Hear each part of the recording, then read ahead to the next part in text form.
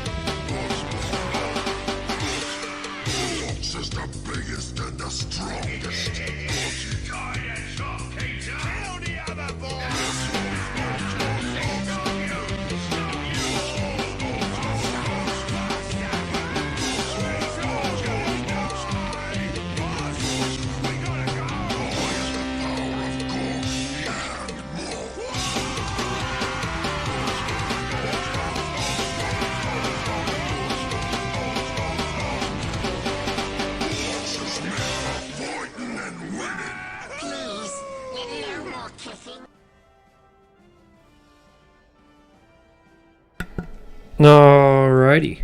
Ooh. Looks like my mic's a little too loud compared to last time. It was drowned out by the noises of Blood Bowl and shit. Maybe we can raise the volume on my computer a little bit.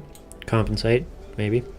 Alrighty, guys. It is time to review your cretins' games, your disgusting dice-chucking ways. Let's start off with Mork, I suppose. And we'll just go from there. So this is the week 1 of the Wild Hogs League. If you're watching it, I assume what that means, but we're playing Blood Bowl 2, and we're reviewing the league that I enjoy the most, games each week, briefly, just to give you an overview of what's going on in both divisions. So there is a couple games that don't actually show up anymore because they're too old for me to access the replays. You guys can send replays if you want, but I really don't think it's that big of a deal. And because of how inconsistently Wild Hogs will just start and stop for its each week, depending on when games get done, it's kind of hard to gauge, when these recaps are coming out. So it is what it is. For this one, I believe we don't have the replay. Yeah. This is going to be Reaching for the Stars versus the Wanderers. Let's go look at their teams real quick. Reaching for the Stars is Pugnabone. And he has a interesting little start here. He's got Blodge Blitzer, a Tackle Blitzer, a Wrestle Catcher. It's kind of interesting. A Dodge Catcher, a Dodge Thrower, and a Kick Lineman. I do like that Kick Lineman. I don't know how, that's probably not optimal, but I really do like the Kick Lineman for Elves. It's kind of a good, cool little start. And then what was the next one? It was the Wanderers. Okay. This was his... This is his freaking bye week. No shit, there's no replay. Okay. We move on to the next one. So I'm sure you got some SPP or maybe not. Not sure. Let's I guess we can take a look. What is his SPP on? Cuz this would be 6-6 so okay, looks like a touchdown was on this guy and a touchdown on this guy. And then MVP on Polaris. That's not bad. At least it didn't land on any of the linemen, right? Okay. The Mummy and Foul Gobos. Let's see if we can do it here. So, let's check here. Who... The Mummy is Killer. So I think Killer actually does have a play of the game. So we'll, once we get into this game, we will look that up real quick. Actually, probably as we're loading in. But yeah, so let's see how the Goblins fare against these Khemri boys.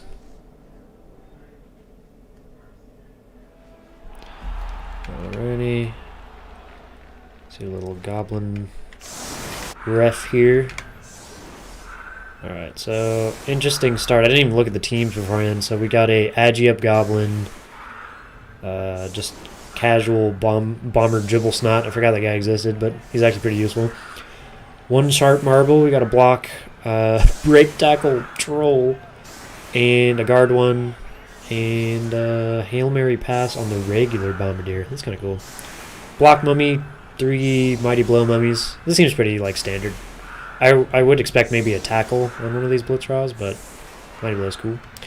All right, while they're setting up, this seems like pretty standard defense. Blah blah blah. Let's go look at the play of the game. Killer sent us, or did Killer send us? I think it was just Jarl and Lord Phoenix. So I don't think Killer actually did send us the play of the game, unless I'm tripping here.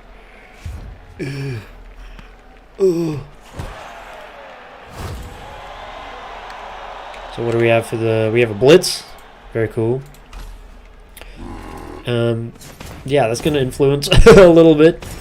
Goblins, I would say, are already at the disadvantage here. And they're probably going to get rocked. And the chainsaw's out. Yeah, that sucks. That sucks. Donkey balls there. Not really what you want. Although I will say putting the chainsaw on the front line is a little bit of a risk, I would tell you. Even a perfect defense would pretty screw him over. Or I guess it wouldn't screw him over. But he could just kind of, you know, put a Tomb Guardian there. It's like, are you going to get through AV9? I don't know. I don't know, guy. I don't know. Alright, Dribble Snot's all tied down. He's just basing everybody. Let's skip a few plays ahead here. Okay, looks like the ball's still secure. And the Goblins are just duking it out with these Khemri. Just not really what you want to see. No. No! It doesn't look like any wild plays have happened thus far. And Mike. So I think Driver actually did submit something, or maybe he didn't. I think he submitted something from this week, and not the last week. Yeah. Okay, there's only Lord Phoenix and Jarl. Okay, that's what I'm going to keep in mind. And then is there and Black Iron. Okay. Gonna see some beat up with the Skellies. Let's see if these Gobos can break free here. They're still safe, you know. It's only turn 2, but it was a very scary start for Khemri there. Or, you know, for the Goblins. Good start for Khemri. And the Goblins are keeping themselves secure for now, but in reality, like, they're crumbling pretty bad. I mean, you can make an escape somewhere. And honestly, actually, looking at it, the Khemri right now are a little out of position. I mean, they're going to go put their hands on the ball, probably. But the only safety we have is this shitty throw raw. So these Goblins could even make a screen up here somewhere. Just totally dodge away. Because Stunty and Agi 4 shenanigans. Okay, so we see a second safety here. It isn't bad. But it doesn't necessarily mean that they can stop them. Goblins are tricksy like this. Okay, so they actually spread out this way. Okay, interesting. It's not a bad move either if you can.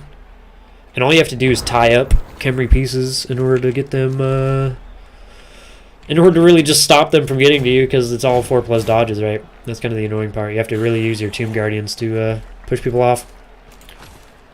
Okay, he's swarmed. Is the ball going to get free here? He's not. I wonder what happened there. Oh, no. Yeah, he is. Okay. So, yeah, this is a little spooky.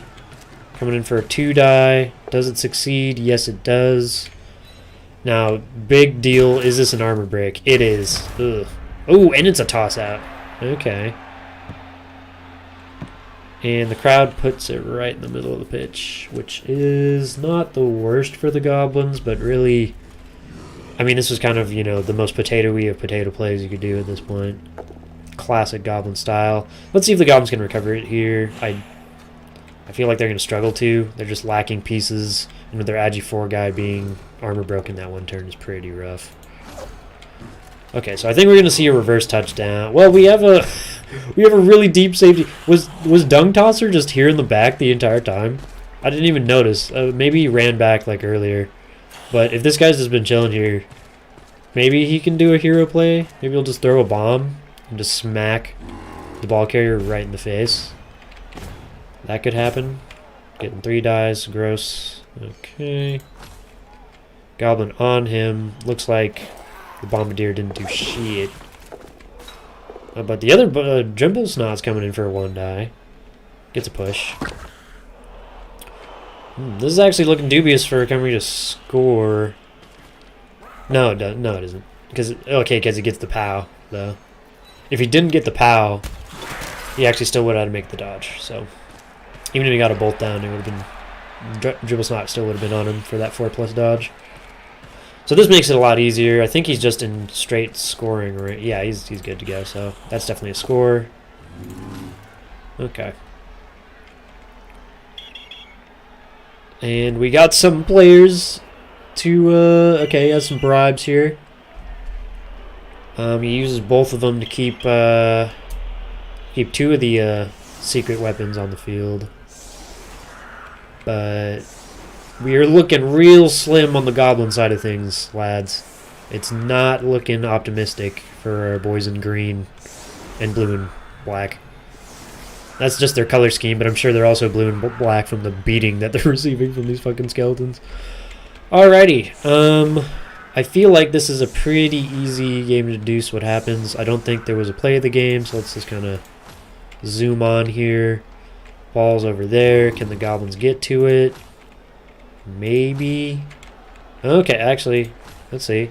I want to see this play. See what happens to Troll's Toothpick. Okay. Whoa. So he caught a bomb. Holy shit, so he Hail Mary passed. The bomb hit 2 guys. Nice. Armor broke 1 of them. And we're seeing the dodge leap from the Pogoer. Ah, he fails the pickup, does he? Nope, he gets it. But is there a Blitzra up nearby? Oh, he fails the GFI. I think a double GFI is a little risky there. Let's see. I think that's just... Well, I guess he doesn't even really need to blitz him now. You can just secure the ball. Oh, I'm about to sneeze. Oh.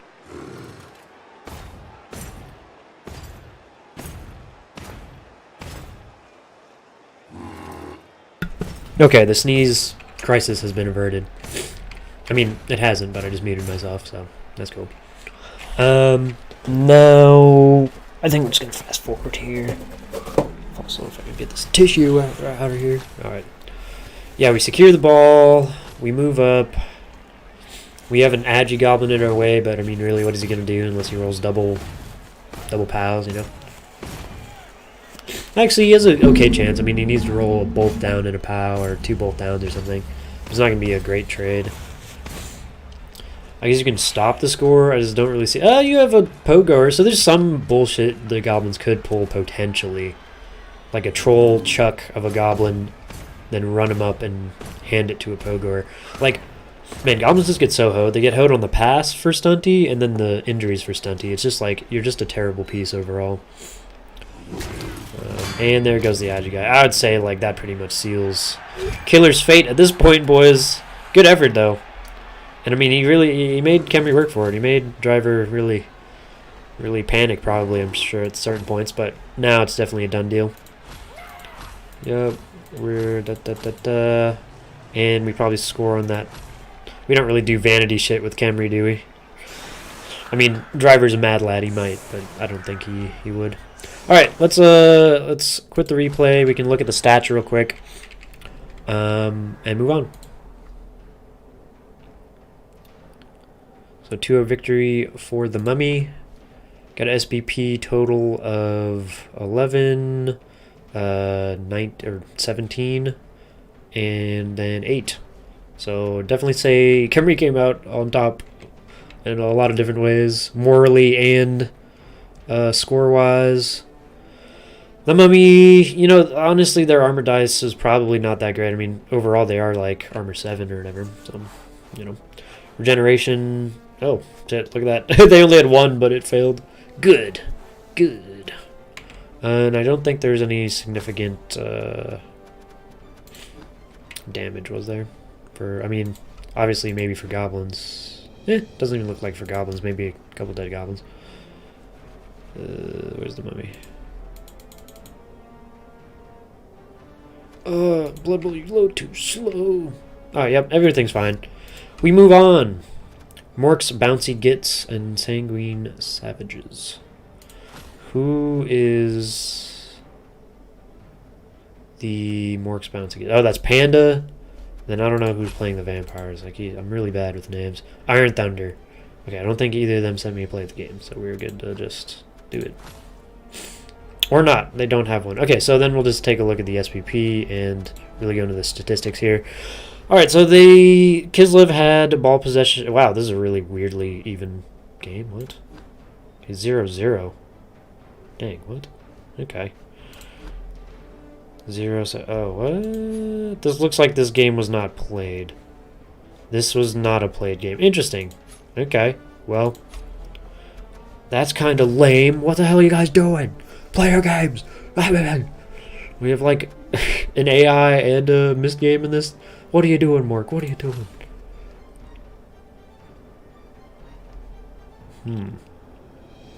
Snow White's rejects. Okay, who are these? Who are these boys? Snow White's rejects. That's Black Iron. Okay, so now we have a play of the game here. And while we load in, I'll go check on what that is. And we'll go over that. I guess we can't really view it. I didn't realize how many replays were dickled here. I thought there'd be more to view. But there just isn't. Oh yeah, I need to change the bitrate. I keep forgetting about that.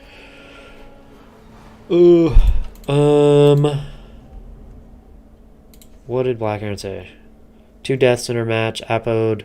So, yeah, let's go look at his, like, dead team, apparently. A lot of his team is just totally destroyed. So it looks like the Norsemen actually outblocked them, which is surprising for the Dwarf-Norse matchup. I mean, if things go well with Yeti Claws and positioning and stuff, you can totally outblock Dwarfs. It just gets interesting because usually by the half-time point, Norse are going to be down a few players. And I don't think the Norsemen have any extra players. I could be wrong. But we'll check out the teams in a little bit. 50%, 25%. So it looks like it was a pretty bad like domination somewhat. At least in the block games. I mean, we have 8 more blocks. 6 injuries inflicted, 1 kill. And I'm sure he appoed 1 of the other kills. That's just brutal, man. It's just fucking hardcore. 1 death sustained. Let's look at the SPP here. So, Jesus Christ. We have 5, 2, 15, 17, freaking, what, 23? Jesus Christ. So, yeah, this was a little bit of a massacre. Unfortunately, we can't see the replay. Kind of tragic. Just the way the cookie crumbles, I suppose. Dauntless, armor. So the armor's 64%. That's so bad for AV9, man. That's so bad for AV9. I'm sure he has like a claw. He has a can opener, Yeti. So it's like, you know, he turns his armor to like whatever, 7-6 basically. But that's still pretty bad. If that Yeti just goes to town, it's hard, and it's not really like, there's nothing you can do about it. Statistically, they're supposed to fuck up like every 6 times. So injury 57. Yeah, this is I mean, just there's not a lot of stats for me to look at here. It just looks like the Norse just like pummeled them, you know. So good job to was that Lich or who did it? Or the Witchfinder? I think that's Lich. So good job, jolly good show. You beat the crap out of Black Iron, and that's what we came here to do. We came to watch Black Iron lose. That is what we're here for. Alright, we get to take a brief look at my game against the dreaded Valnir. And it's kind of uneventful. Well, I mean, it's not uneventful, I wouldn't say. It's just like my claw guy doing claw things, and then goblins not dying, essentially. My goblins were just invincible this game. It's actually pretty hilarious. They just And I don't know even if I would have a play of the game here. I feel like it's... Let's switch view. I don't know if I would have a play of the game, man.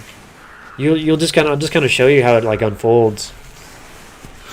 And I basically just make a screen and it works out perfectly, which really isn't supposed to do that, you know. Underworld's supposed to just like crumble and hopefully kill you along the way, but crumble while doing it. So you'll see this is a pretty standard, just lame Protect 5 defense. He's blobbing up on my guys, which is actually kind of what I want to do. You want the Nurglings, let the Nurglings feast. Feast upon your chaff and then just kind of hopefully stall out in the early game. So he's just moving up. We're kind of sprawling out. Just making sure he doesn't really have any great options to like run up places, because these Nurgle warriors are only going to move up 3 or 4 squares. So if you can cut off even that, it's going to be really hard for them to like get up the pitch eventually. But I mean, I don't know what to say. He just hits me, I hit him, and my hits hit harder. You know, it's like I think he kills a goblin somewhere. This might be it. Dead goblin? Not dead goblin. Invincible goblin. These goblins, this game were made out of steel. So we keep going. It's pretty boring shit. We just kind of he's based up, and I think I kind of like chain push a little bit here. I don't know if that'd be a play of the game. I think I chain push over here or something. But it's not even that useful. Like, it sort of gets his players away from mine, I think, is all it does. And, yeah, Valmir just couldn't get any luck with the armor breaks, I would say. You know? I mean, it's the most kind of, like, unpredictable part of the game. And so it makes the game really odd sometimes. Nice goblin fail there. But, yeah, I think I just stall him out. I don't even know if I counter score on his drive. I think I just sit here and kind of pray that he doesn't score. I just throw in rats and shit-covered goblins at him. This is a really gross game. Like, imagine this pitch. Like, this would be perfect for the Blood Bowl 3, like, Nurgle pitch. The one that's supposed to be new in the upcoming game, where it's, like, has all these, like, gross, like, tentacles and fucking pustules and shit just kind of emerging. I imagine that's what would happen to the field right now if these two teams actually played.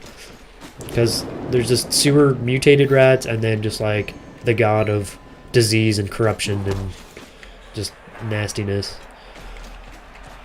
And he just moves up. Yeah, so it's pretty boring, man. Like I would say I haven't played the game, but I really couldn't think of one off rip besides just like this guy occasionally getting just a clutch armor break on like a warrior or something, you know. But it's really hard for early game Nurgle to do stuff as well, you know. And especially if my armor doesn't break, you know. Let's move on. We're screening. I don't think he scores. Turn 8. Oh, yep, it's my turn, so, yep. We're on to my half. Let's see where the ball goes over here. Gonna get some hits. Nice little Marauder abuse.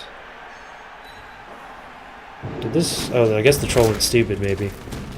Yeah, that's a nice little SPP there. And I think at this point, yeah, like I knock out all these Marauders. I think I fouled one of them with a Goblin. It's not looking good for Nurgle because I'm just out-removing him. Just purely out-removing him. I think I had a Goblin protecting this Skaven Blitzer, and he blitzed. He's trying to get him out. I would try to get him out if I were him as well. This guy's been a maniac. Just murking the Nurgle troops left and right. And I think this is kind of a game of attrition. I'm going to have a fight over here, and then run up the pitch over here. And just kind of waddle my way up. And I'm scoring on this guy, I believe, because I want another Cloppies. And that's all I can say. So it's, you know, not to degrade our game, but it was a pretty, like, bland game in terms of stuff. I don't think there's any perms, MNG, blah, blah, blah. A lot of KOs. Pretty meh, you know. I think I score twice here. I think I score again. Do I score again? I think I do. Because I think I run up there. Yeah, we run up there with goblins. We run up there with rats. We kind of tie down his slow force with trolls and some other bullshit. And we just attack the ball. Pressure, pressure, pressure. Because we just have a lot more movement than he does. Yep, who do we score with? Score this game. Same guy. Yep. Okay. Good shit. GG to Valnir. You know, he put up an excellent fight, but it is, Nurgle was not blessing him that day. Let's, quit the replay. Yeah. And we can look at the statistics. He only blocked me 3 times, or 3 less times than I blocked him. And I have shitty fucking goblin armor. I don't know how many...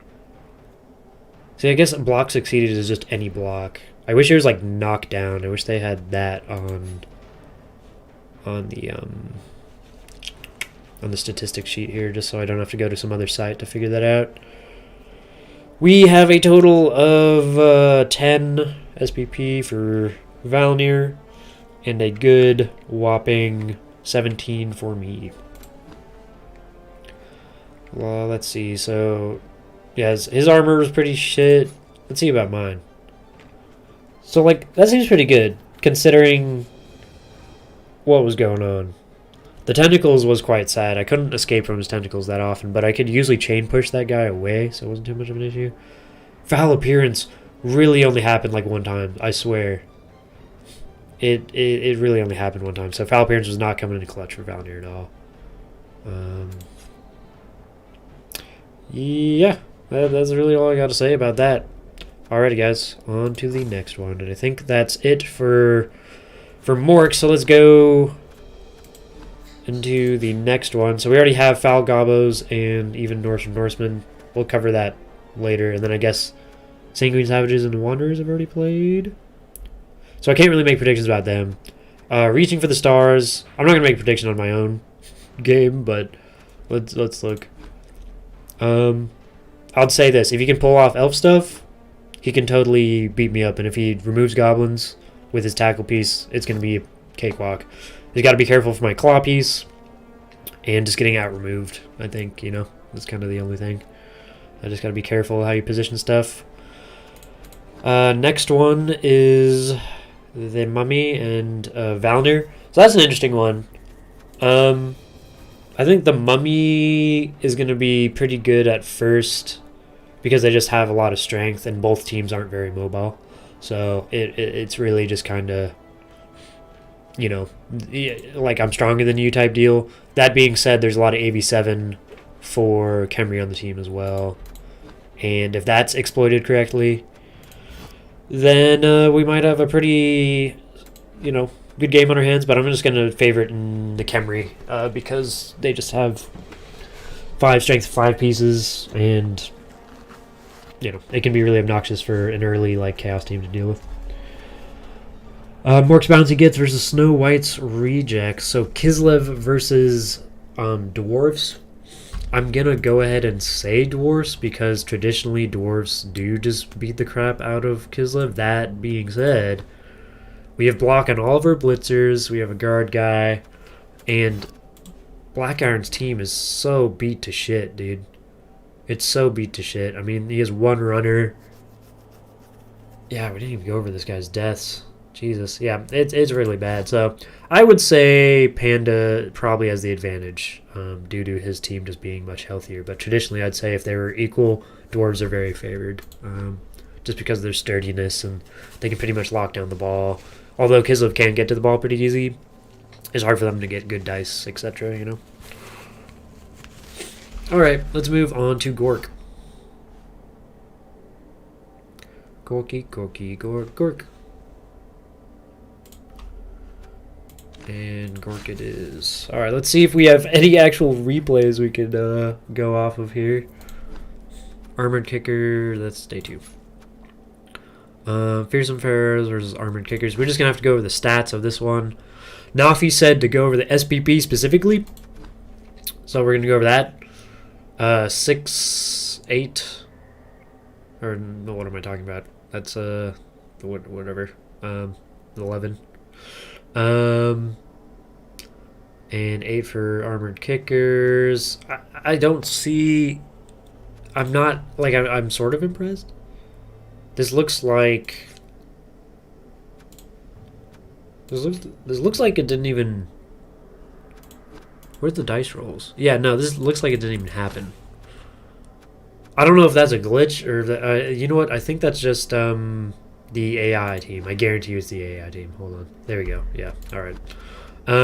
Wild piglets. Let's see if these guys have stuff. I'm really bad at keeping track of the names and the coach, the teams and the coach names. So let's look at wild piglets. Phoenix. Okay, so he has to play the game, and his play of the game is around turn 10. Yeti getting based by line orc. Roll skulls, so he's on the 1-2. Nice. Okay, so his play of the game is basically a Yeti fucking up a hit and injuring himself, I think. Yep. Okay. Very cool. So let's go ahead and watch a little bit of this game. Mr. Payne. Alright. So I believe the Norse is Chubby Bloke. We'll see how these two fare up here. But traditionally, orcs are pretty good at just beating the crap out of Norse. Norse have a lot more mobility, kind of versatility, and they have a freaking Yeti. So if you get Mighty Blow on this guy, he becomes pretty disgusting. I mean, he's already disgusting with Claw, but he becomes truly a menace to society with the Claw Mighty Blow. Alright, so let's see. I just kind of want to see him set up here. Very stacking the line, hitting these boys. Classic stuff. See if there's any early pressure or like ball shenanigans going on. Nope, looks like everything's secure. How the injury's doing. Everything's fine so far. And we're just moving up. We're running these orcs right into the Norse face, but this is actually kind of a strength mismatch. All these orcs are strung out a little bit, and there's 2 wolf warners. But I guess it is his turn. He can kind of readjust here. Let's see how he does. Okay, shifts off to the left side. Very nice. Let's switch the view here. Okay, oh my god. It switched the view to the same view. I was like, wait, hold on. Yeah, I mean, this looks pretty good for the orcs. You know, they're slowly waddling up pitch. They have a little creep here. It looks like they're going to commit to this side because it's going to be pretty hard to go back now. The Norse are really cutting off this option. But, ooh, this could be a huge... Yeah, yikes. And there goes that black orc, probably. And that's what you got to be careful with. Ooh. Nope. He's off. He's off. Now I got to cough ceremoniously. Hold on.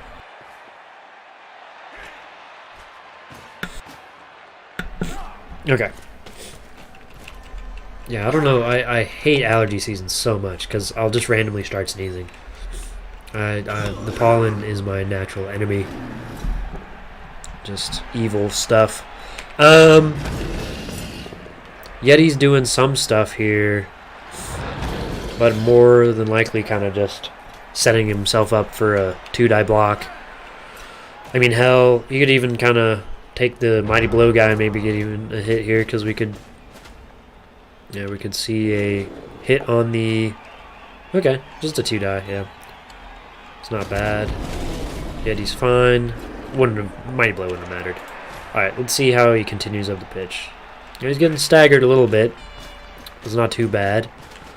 He's kind of forcing his way up this left side, but it's going to be a little hard with all these surviving Norse. We have 1 KO'd guy.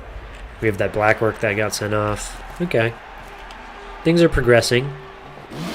It's only turn 3, so the orcs really aren't like too pressed for time, but with all these slow-moving black orcs kind of still in the barely off the line of scrimmage is a little tough. Okay, he moved back. This is a terrible plan, but we are getting a little pressure time. Once we hit the like 5-6 range and we're still kind of messing about in the 4 square area, it's a little grim for the good old slow orcs there. Alright, so we're stuck. And I believe Phoenix said he was newer, so I'm going to try to, you know, just give a little hints and tricks there. So you definitely want to, when you see an opportunity to kind of move your black orcs up as a group, you definitely want to. Because as you can see, if you just stay in the scrap, you're going to be stuck in for quite a while. And I'm not sure if you score here. You may very well score, but getting a more secure and reliable drive up the pitch, you definitely want to take any opportunities when you're kind of shuffling back and forth your teams. If there's any way to get like multiple strength pieces kind of up and around their formation, it makes it hard for them to keep you locked in this little zone here. All right, keep going, and yeah, this is the highway to the danger zone, because your ball is compromised. Let's see, you have 2 KOs, 1 KO'd Blitzer. That does suck. So you're actually on equal footing here. You may open up some opportunities. You might be able to dodge out here if you move this guy. Yep, move him up here. Oh, nope. Because you definitely want to blitz this guy off and start moving. That is tragic. Because you still have to make a dodge at the end of the day with this guy. Unless you set up a chain push. You could come from here, possibly. Or not here. You'd have to do some funky stuff, basically. So you might as well just dodge and then blitz out here, in my opinion. Because your ball is looking stuck. And I think that's a 0-0 half, right? Oh, maybe not. Maybe it's a 0-1 half. Let's see what happens. It's a push. It's a knockdown. Slams. Do we recover the ball as orcs? It's not looking like we have a lot of options. We kind of spent our actions elsewhere. Probably need knockdown stuff. Oh, getting red dies out the kazoo, though. This Yeti is getting socked up, but he's fine.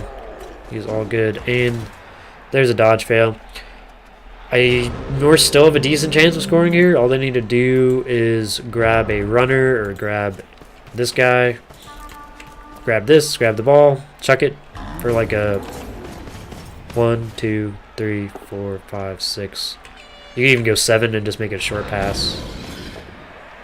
Now this is a weird play because it almost sabotages you if you don't get that knockdown with the Yeti. Oh, but he fails the pickup with no reroll. There we go. There's the half. The half. And then I think on turn 10, the play of the game is coming up. So we'll just kind of fast forward to that. We'll see some of the defensive stuff here. Switch the view. Let's go to turn 9. Okay, I think it's on Chubby Bloke's turn 10, so we do want that. Okay. So we have this guy back in shotgun here, way deep in the back with the ball. Probably a long kick. No support, though. I don't think this Black Orc is going to present too much of a threat, but he's definitely pressuring, which is nice, you know. You have to contain him somehow. But with Agi 4, it's a little hard to, you know, do that. Okay, he's going immediately for the handoff. Gets the handoff to the Berserker and is going to run up the pitch. I think just effective immediately. Is a little risky. Doesn't look like you have too much support here. And the Yeti, yeah, gets pummeled in the face by a regular line orc. That was the play of the game right there. Classic Yetis with their loners and their inability to use rerolls, and he got karate chopped right in the dick. So, it was tough. Alright, let's continue. See if the Norse can make their little haggard movement up here. Okay, they're based. Looks like a score. So a score happened. Yeah, he just ran in. I guess, oh yeah, he is a Dauntless. There you go. There might have been a going for it. Yeah, I was going for it. Nice. Yeah, and then that would be probably 1, 2, 3, 4, 5, 6, 7, 8. Yeah, that's double GFIs. I would fail this for sure. I'd pull a Goji and definitely just get wrecked. So there you go. Alrighty. Good job, good job, good job. Let's move on. I don't know if... I didn't check the score. I'm not sure if anything else happens from here on out. Injury box besides the Yeti and I guess lineman? Yeah, who cares about this lineman? MNG, who cares? Ooh, gross. Sweltering heat. It's not going to affect anybody this drive, but if someone scores real quick. Okay, let's see. Orcs are moving up. Thrower's grabbing the ball. Successfully grabs the ball. Moves forward here. And we're seeing another probably push to the left here. It seems this is a very favored direction. He's still plenty of movement to go out to the right if he wants to. Did leave a black orc based. Would not recommend leaving guys based that much. Luckily just pushes though. Okay. Yeah, he's getting real sunk in here. His black orcs are kind of all over the place again, which is okay if like you're totally outstrengthening them. But Norse have a lot of ways to fight back with said Dauntless and the Strength 4 Wolf Warriors. So I think the orcs are just getting a little too stuck in here. And they're just getting totally just bogged down. It's not even that they're losing the fight necessarily. It's just that they're not progressing at the pitch in time. And I don't think we're seeing a score here. So if I had anything to... Oh. I may stand corrected here. Let's see how he breaks out. Okay. Are we just low on players here? Yeah, I mean, getting stuck in with the orcs is a risky business. Chubby, it's a risky business indeed. So he's moving up. Let's see, is the ball secure somewhat? It is pretty secure. Can we see a score here, though? We have 2 turns. We have a movement 5 thrower. I'd love to see the score. Let's see if it can happen. Okay, cage disassembled now. Mighty Blow guy coming in to hit the Ulf. Gets just a push. Actually is kind of worse because now he can just make a 5 up. If he goes over here, perhaps. Okay. Okay, that's not bad. That's still just a 4 up. I said 5 up. 4 up away from like 2 die into 1 die. And if you can lock this guy down somehow would be preferable. You're kind of running out of players though. Especially because that guy didn't go down. Yeah. So I think the Ulf dodge, but it is a 4 up, so he could definitely fail, and then this guy just gets scot-free. So let's see what happens. Yep. And that's a fail, and that's 0 reroll, so I didn't realize he had no rerolls. Y'all use your rerolls quick. Alright, so that should be a score. Yep, excellent. Good job. You managed the tie, my friend. Epic. Nope. And we'll call that good. We'll put the replay here.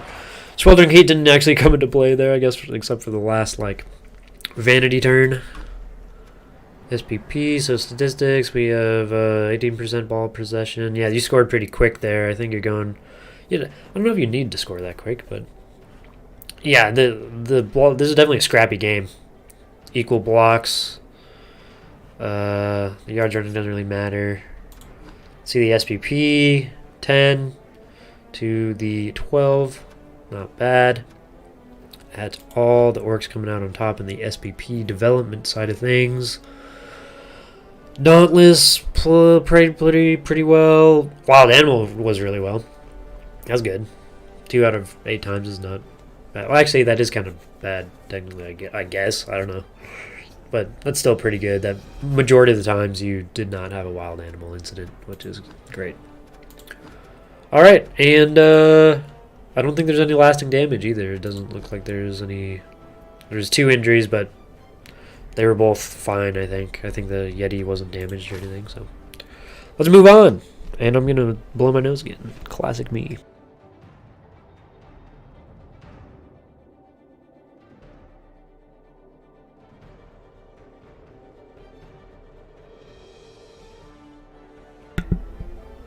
Alright. My nostrils have been freed of their nurgling infestation. Maybe. Deadskins versus the Godfathers. Who's the Deadskins? Who are you? HAWGZ. And the Godfathers are the classic Azair. Azair said something like turn 0, some bullshit.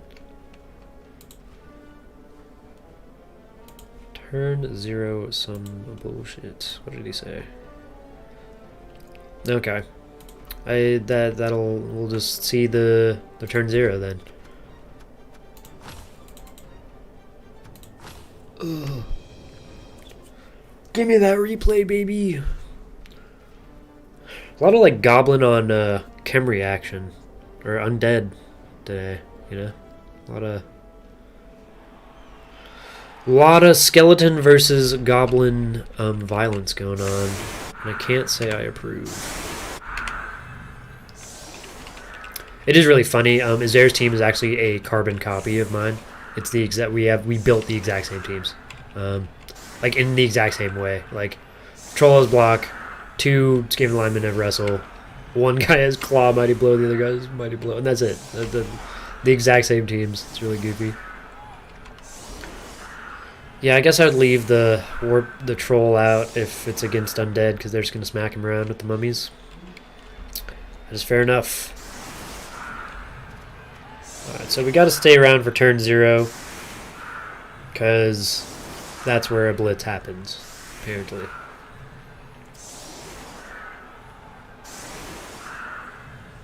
Can I get to turn 0? Nope. Come on. There we go. Blitz. All right. Let's see what havoc Azair can wreak on this team. Are we gonna see yep, the claw mighty blow, and from the side too. Good. I was about to say if he goes here, he's stinging himself in the mummy. Oh, okay. I'm assuming we're gonna see this white removed. No. Okay. Well, that's not too bad. To be honest with you, this blitz could have been a lot worse. I mean. Okay, that is pretty bad. That's not great for good old undead, but it would be worse for like Kemmer or something. But really, this is just a nuisance goblin. We're like, what is he supposed to really be doing here? Hey, another guy. Okay, that's pretty funny. Sad that goblin can't move because of the blitz, but he got him out of there. Oh, there's a fail. Oh my god. Okay, yeah, that was hilarious. Bounced off the dead guy. Or downed guy into the goblin's hands. Blood White gets him down. Ball's pretty secure from here on out.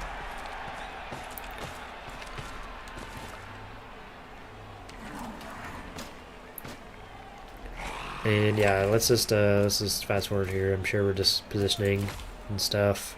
Yeah, we get the ball secure. The Haggard Goblin Blitz almost worked out in Azair's favor, though. That's pretty hilarious. Okay, we still have a lot of players down in kind of the depths of this formation for the undead. But we're seeing goblins actually being removed in this game, unlike my game versus Nurgle. So that is more appropriate, I would say. And we're just doing turn 2 things. We're moving up the sideline to the left. We do not have a lot of guys to screen with from Azair's perspective. 2 goblins are down already. That's sort of expected, but we do probably want to see... I mean, if he isolates those mummies too much, we may see a claw here. So I'd be very careful. Yeah, there we go. That's... Well, yeah, that helps a lot. He's not going to be able to really claw that mummy at this point. May take a hit on a zombie or 2. But yeah, this is a pretty clean move up the drive, or up the pitch. Azair can do some stuff in terms of going at the ball. But it's really just gonna be annoying pressure at this point, because there's not a lot of pieces that can actually get in front of this cage here. It's kind of wraps, and all the Skaven pieces. All the Skaven pieces. One goes out, I say all of the Skaven. But, you know, all of the Skaven pieces are kind of out of position in order to deal with this right now because of just whatever the circumstances wrought. So this is looking a little tough for the gobs and the rats. This is looking like a drive For the undead. Holy shit. Yeah, you're getting wrecked as air, dude. You're getting destroyed this half. Annihilated one gets that. Ooh, an injury troll. What is he? Oh, no, long term. That's not good. That's not great. This is, yeah. Just getting pummeled on, man. Yeah, welcome to my first Underworld season, dude, where I just got annihilated every time. It's pretty immaculate. He does have some pieces down here being sneaky, but I mean, what? Get some hits, maybe removal. Pray for removal. Bam. Nice, he's fine. Okay, let's continue on. We get a score, and it's 1-0, probably going into this half, unless... Oh, the troll's injured, we can't even do a... we can't even do a goblin throw. Tragic. Alright, it's looking like HAWGZ is going to beat the actual dog shit out of us there this game, but we do have a lot of extra goblins, so maybe he can finesse a score. Let's find out.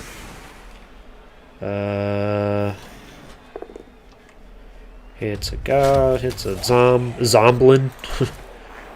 Moves up the pitch. These goblins aren't really that spooky though. They can do a lot of screening stuff, which is nice. But other than that, you're gonna need to start moving your Skavensies up here, around here. Yeah. Yeah. Uh-huh. Okay, we have a vertical line formation for the Underworld. We are moving up the pitch. It's looking very likely for a score here. Because we successfully kind of secure the ball up to the scoring range. I mean, minimum scoring range, but still scoring range for the Underworld and this Skaven thrower. Are we going to see the score, though? We don't. We see the retreat. Okay. So he really wants to stall out until... for a tie, basically, is what I'm looking at here. Keep going. How are we doing on removals? If a KO'd white, that is significant. That's not irrelevant here. The funny thing about Undead and Underworld is that they're both kind of fouling teams. And one's just like a legitimate team and the other one isn't, so... it's a little hard for Underworld to compete in a true, like, bash off. Unless you have a lot of claw and your troll decides to stay on the pitch, you know. We are still screening pretty good. I mean, he hasn't gotten near the thrower. And we've ran up the left side. We did the shake and bake. Talladega Nights switcheroo. Some zombies and a white are looking at him weird, though. Are we seeing the progression? Yeah, we're seeing a side cage.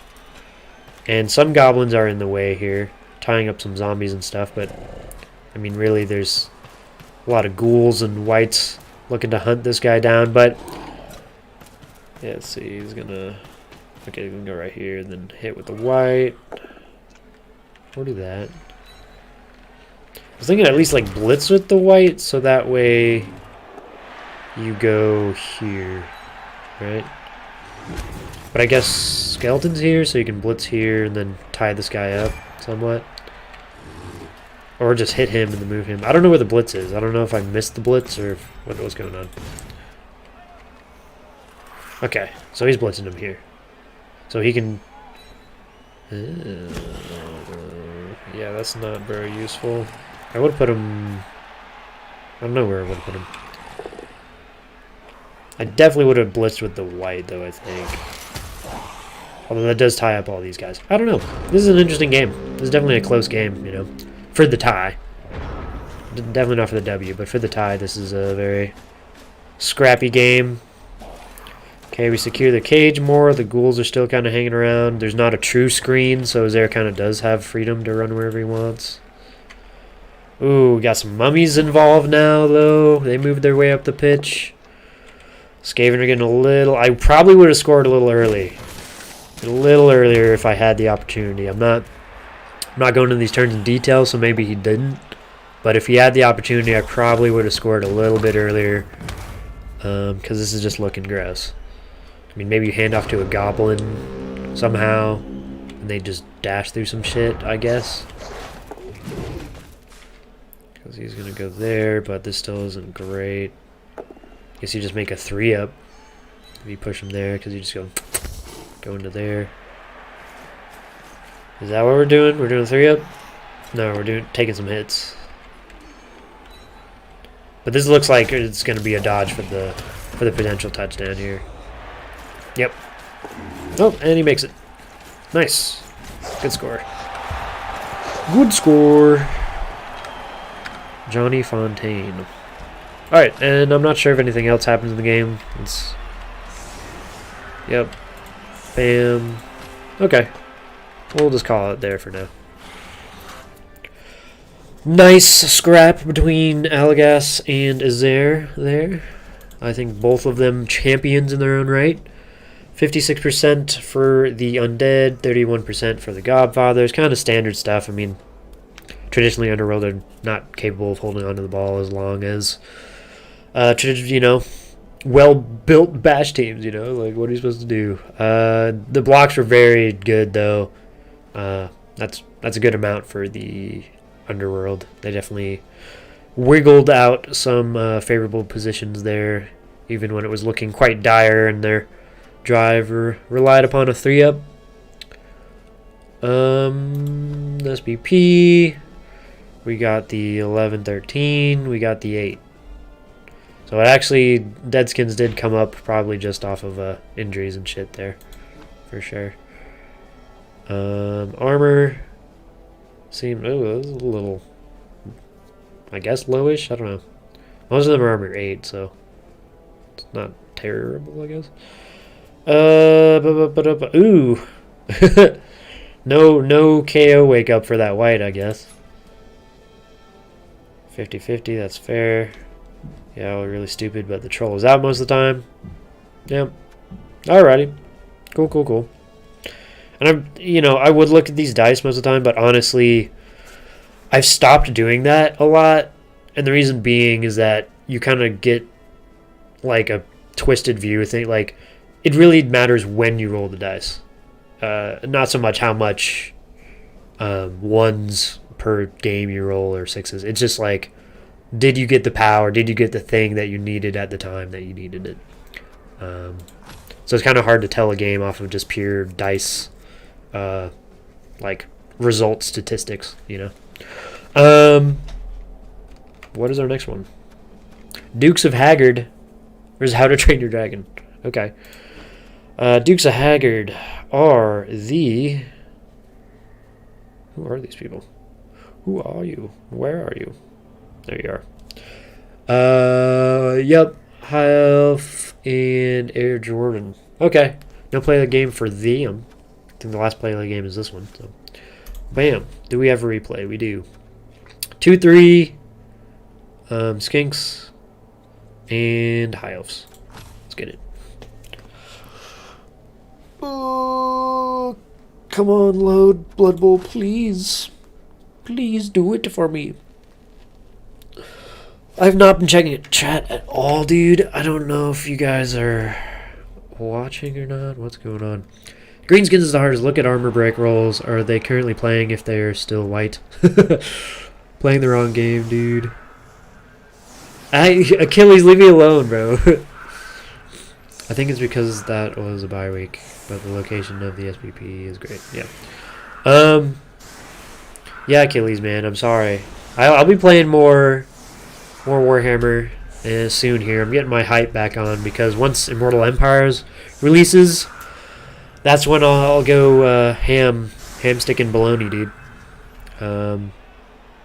That is when it'll happen. So let's see how Grandview King and Curbs square off in this one. We're seeing a lot of swords with block. So, not the most original team in the book, but effective nonetheless. I am surprised to not see a Bloxagor, though. Really wanted to see a Bloxagor. I don't know why, but I figured that'd just be the go-to move. Perfect defense. So as elves, you just kind of move over here. Put a guy there. I wouldn't even put a guy there. I'd put a guy there. Whoa. Curbs, or Grandview kid, you let your guy just get hit. You could have moved him over here. He wouldn't have gotten hit. Boo, boo. And I would have probably moved this guy. I guess it's okay to be in the croc score. It's more than likely to 1 and 9. But I definitely would have moved a guy free, you know. Would not have want to let these hits just happen randomly. Alright, so this is going to be, you know, boring whatever game stuff, early game stuff. So we're going to see some positioning, very wide.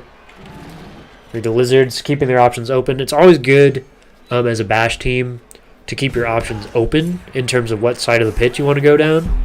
Very rarely do you go down the middle, but if you, the whole thing is to wiggle back and forth until you get a break, and then you kind of run up one side. Doesn't have to be the sideline, but at least one side of the pitch.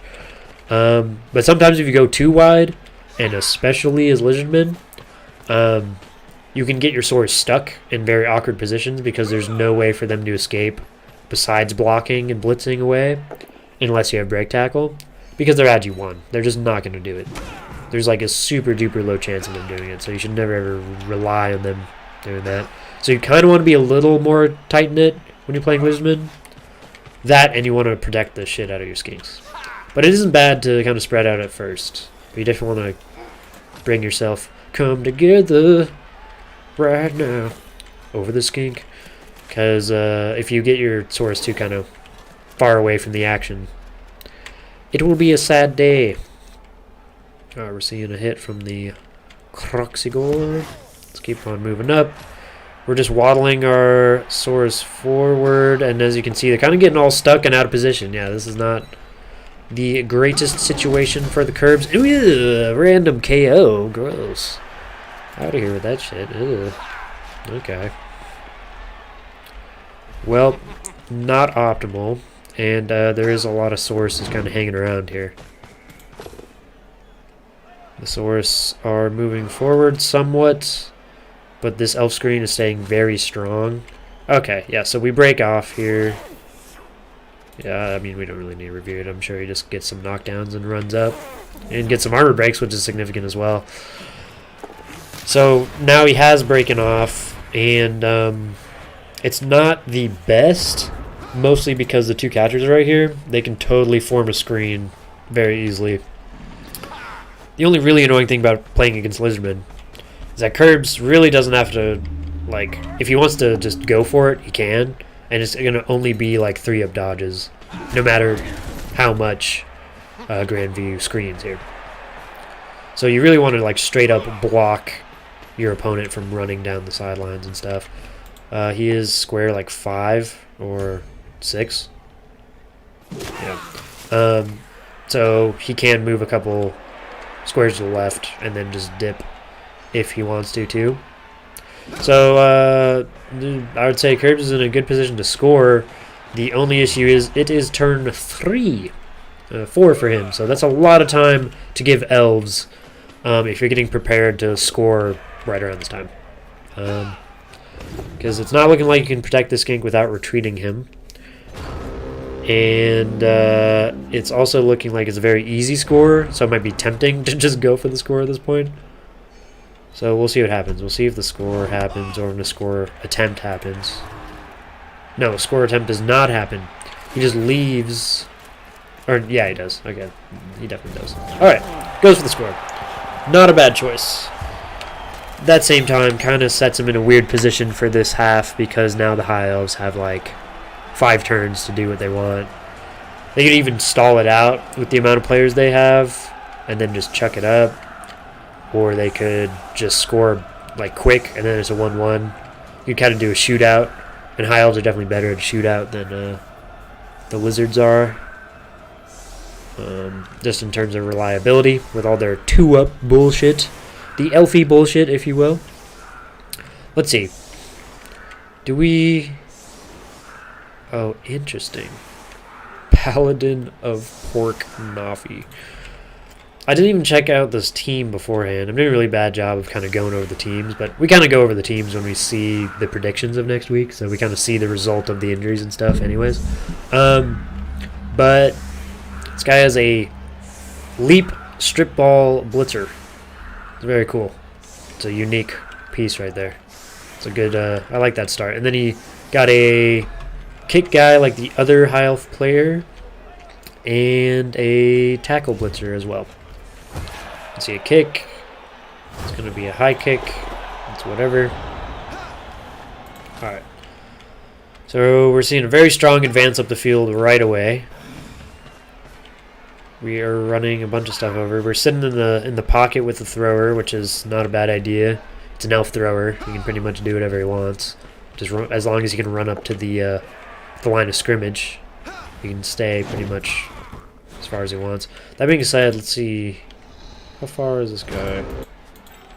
1, 2, 3, 4, 5, 6, 7, 8. So this guy is totally gonna get blitzed, and he should get blitzed. So please, Curbs, blitz this fucking thrower, man. Please blitz him. Just destroy him, dude. This Croc Square's probably just gonna have to take that hit, but this guy can run up here, grab him. Yeah, and he's probably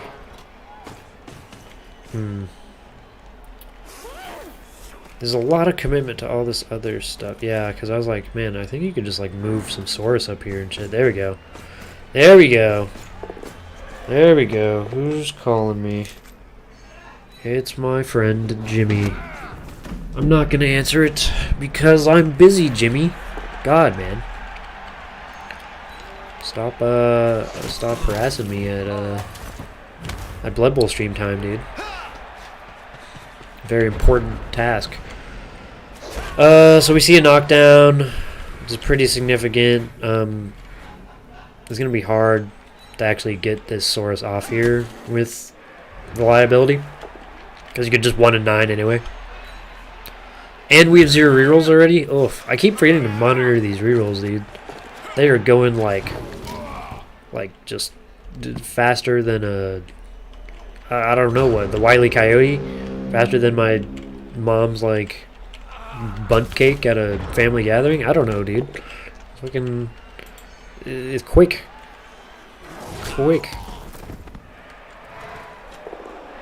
These a lot of rerolls in Wild Hogs, really quick. This is not good though. It's looking like a straight just runaway game with the Lizards if this pickup goes well. Because we're at square 3, which means we can totally score with Toothless. And I definitely want to score with Toothless. Even though it takes a POW to get him down, I definitely score with him just right away. Obviously stalling is optimal, but excuse me, it's going to be really hard to do that against elves that dodge with Agi4. So let's see if he just scores. Okay, nope. He plays it safe. He is 0 rerolls as well, so that's actually respectable. 0 reroll concern is quite a bit. Oof. Yeah, so he's going to stall this pretty much all the way, looks like. Stall. How are we doing on the injuries? 1 injured skink. He's MNG. No injured elves. Okay. And it's a 2-0 going into the second half. So that is really rough. What I thought was a bad start for the Lizards. 180 into a really good position because of that blunder at the beginning of that drive with that exposed thrower. You can be in the pocket with high elves, but that was a little too close for that Saurus. Oh god. And the blitz. Ooh, okay, now it's just punishment. Nuffle is just screwing. Oh, it's turn 8. Derp. Get out of here. Get out of here. I don't care about your turn 8 bullshit. You gonna reset? There we go. Alright. We are seeing some interesting setups from the high elf, yeah? High kick. Excellent. Now keep this door away from these Saurus, man. Keep them away. Keep them away. You know, he doesn't have all the extra stuff, so you can't really chuck it super long distances, but it's still Agi4 with pass with an inherent reroll, so you're pretty reliable. You don't need to go crazy with it. Okay, we're moving up the pitch. Very aggressive yet again. Leaving only one guy, the thrower, in the backfield. I'd at least like to see an attendant, you know, just like 1 or 2 health guys either making a mini screen or just a guy in front of him to where the nearest thing is. Because this guy can base him. I mean, this crowd score can base him. And that's just not good because makes it a 3-up dodge, which is not very, you know, reliable. I mean, it's reliable, but it's not what you want when it concerns the ball in your backfield. This could be very ugly. Let's see. Oh, okay, this guy doesn't move. I guess he hit him. Never mind. It's not too bad. Ooh, okay.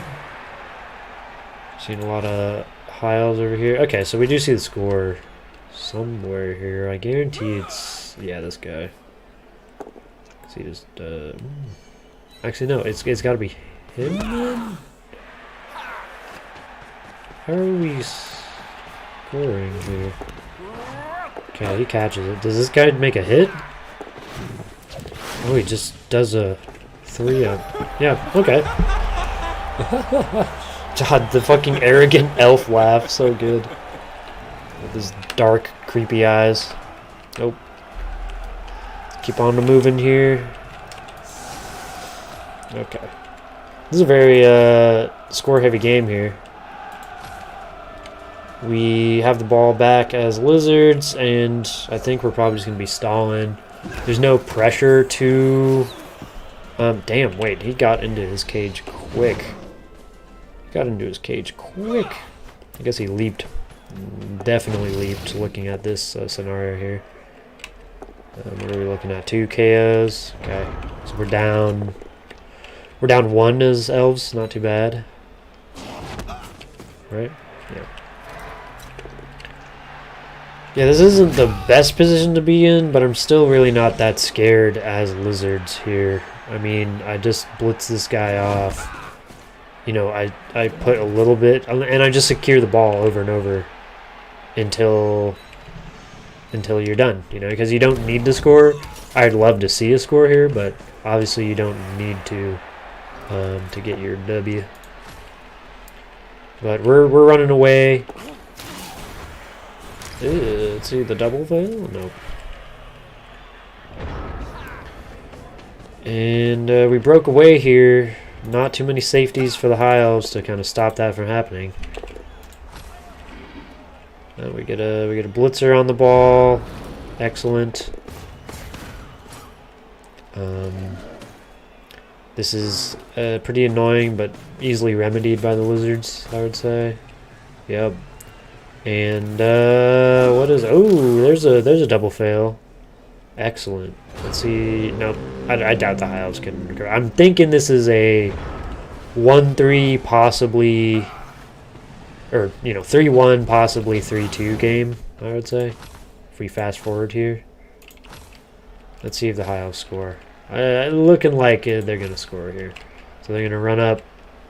God, this lone thrower scares the shit out of me every time. It's just, he's so alone. And if you just pressure him a little more with Lizards, it's like, what is he gonna do? He has 1 guy back there, and he's strength 3. He's gonna chuck it. Nope. Okay. Going for it, and then try to check it, and he double fails. And now there's no one in the backfield who's standing up. Yeah, I would say for next game, I would definitely have a buddy for the What is this guy? Gorkinator Curbs. I love that name. All right. Let's see if the Hiles can scrap this for a score. They can. Okay. So 2-3. And I won. Ooh, do we see a 1-turn? Do we see a 1-turn? We do see a 1-turn attempt. Okay. Let's watch this. Let's see how it goes. Ugh. Well, actually, that's not very... Yeah, okay, it is impactful. He's going to hit this guy. I lied. Oh. And put him there. I mean, in reality, you can just put a guy there, and then regardless, it works. Got a 3-die. Bam. Is the legendary one turn is going to happen. All we need is 2 more pushes here. Ah, that's a tragedy. Actually, it's very possible. Let's see. We move him here. Or we move GFI here. Or just dodge there. I don't know why I didn't think of that one. There you go. This is looking like a very potential. We just need the pickup and we just need the handoff to be good, and then we are smooth sailing here. And that's a failure. Yep. Okay. Very cool. Let's quit the replay. Alright.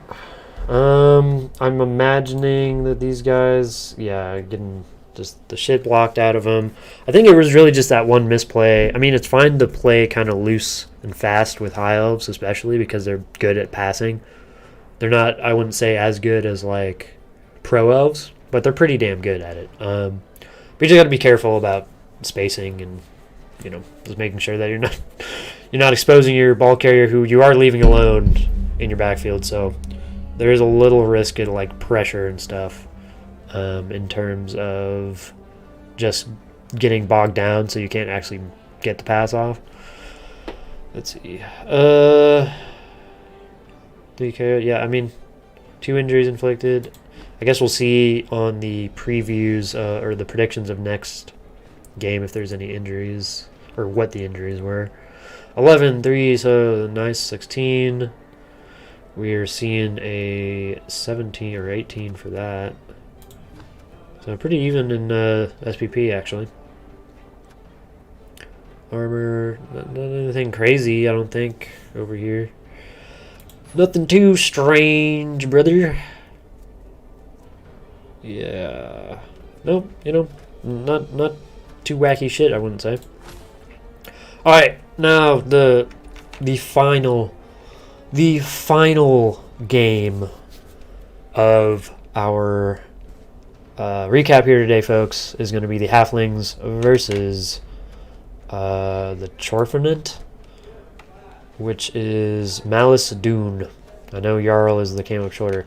Now, let me check what Jarl's play of the game was. I had him written down, but then I decided to do the play of the game thing afterwards. Okay,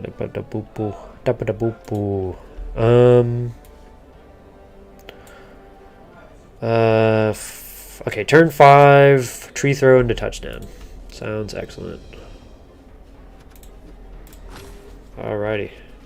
Ah, no. Boo. Alright, well, that's just how the cookie crumbles. We can't really see his play of the game, but essentially, turn 5, he chucks a halfling into a nice little touchdown for the Flings here. 1-2, but honestly, that's not even a bad shout against Chorfs. They're literal fucking hard counters, so yeah. Not bad at all. Let's take a look. 25 blocks, 40, yeah. You know, the Fling life is tough. Let's see how much SPP they managed to scrape by here.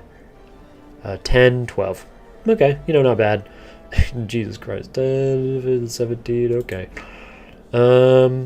Dodge actually did pretty well there. Take root, pretty damn good. Although tragic to, you know that you rooted 5 times. Well, I guess actually with 3 trees, probably not bad. Nice to throw teammates coming in clutch. But yeah, sadly because of the replay, we are not able to really do that. All right, so before we look at the leaderboard for each thing, let's go and take a look at game 2 or week 2. So it looks like the Armored Kickers have defeated the Dukes of Haggard. The Deadskins are beat up the Halflings, so I think that was the Undead. And I don't know, who are the Armored Kickers? They are the AI opponents, so that's another bye week. Only Fools and Norses have yet to play the Chorfinant, and the Fools and Norses are... Oh, Chubby Bloke's team. Let's see what... Let's take a look at their team. Okay, so he's missing a lineman. And that's about it. He's at 1150. We're looking at the Chorfinant at 1140. God, Chors are so TV efficient, man. It's so ridiculous. They're so strong. Ooh, he is out a guard guy. That is significant. This is a toss-up, man. I really don't know. I'm going to say because Chorus are more reliable, they might have the edge here. It just depends if that Block Yeti, I think this was a Block Yeti, not the murder one. Yeah. This Block Yeti puts in work or not. But it's going to be hard because all that guard and the Bull Centaurs will get easy hits on this guy. So I'm going to say it's Chor favored, but we will see what happens. I could very easily be proven wrong. The fearsomest pharaohs, How to Train Your Dragon. So let's take a look at Nafi's team. He's perfectly healthy because he had a bye week. It's a pretty good team. Pretty classic stuff. Is this the same as the other team, too? I feel like it is. I feel like we have two doppelgangers. Me and Azair, and then Nafi and whoever's playing the mummy. So, I don't know who the mummy is. If that's... that isn't HAWGZ. That's a... I don't know. I'm totally forgetting your coach name, sir. Wild Piglets versus the Godfathers as they're taking another dub. And the Wild Piglets, the Orcs. Yeah, the Orcs, that is a little tough. So we'll go over in the entirety of week 2 on another day. Just because of the nature of Wild Hogs, it's a little hard to get all your replays. So if you guys want to start sending me replays, you can, but I'm really not going to press the issue too much. I think, this is just supposed to be a little goofy recap of what's going on each week in each league. So let's take a look at the leaderboard. HAWGZ is currently leading with a win and a draw, tied with Azair. I'm pretty sure he's just in first because of touchdown differential, which is actually the third deciding factor that they just don't decide to put in the game, which is kind of lame. It should say TDs over here, after losses. Next with a dub apiece, we have Air Jordan, Malice, and Paladin Nafi with the Lizardman, Chaos Dwarf, and Khemri. And we're seeing, tragically, the Halflings kind of stereotypically in their place. At the bottom here, Jarl, I'm sure you'll have an excellent season from here. No more losses or dead Halflings. Absolutely not. Phoenix is chugging along here. He's got a draw and a loss. That draw was definitely a scrap. And then the loss against Azair. Azer's a pretty good player, and I'm sure he got some bullshit dice, Azair dice. So I'm sure it was a tough game. But yeah, we'll have to review that in the next time. Now let's take a look at Mork's standings. So I'm currently number 1, and then followed by Killer, and then the Witchfinder with a win and a loss. Pugnabone with just a win. I think stuff's just kind of because the only the only people who've played 2 games here have a win and a loss apiece. It looks like, which is which I guess is weird. I wonder how that worked out. What? Oh, it's because of the bye week.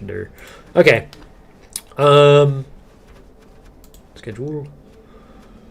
Yeah, I think that's about wraps it up, guys. If I missed anything, you guys can bitch at me in Discord or in the comments. And if you want me to do more in-depth stuff and on focus on the teams more, I can totally do that. But I was just kind of focusing on the plays for this one. I don't really want this to be a super long video, mostly because I don't have a lot of the time for it each week, and also because it looks like we're going to be having limited information and stuff to go off of, unless I start going off of other websites, you can plug the replays into these certain statistical calculators, and they will give you all the stuff, all the cool information about the nitty-gritty of the numbers. But I mean, this is a for fun league, so I'm assuming you guys don't really care about it that much. You just want the good stuff, the hits and the wackiness of Blood Bowl. So hope you guys enjoyed. I will probably be doing this sometime soon again. And be careful out on the pitch there. Good luck in your games. Peace out, motherfuckers.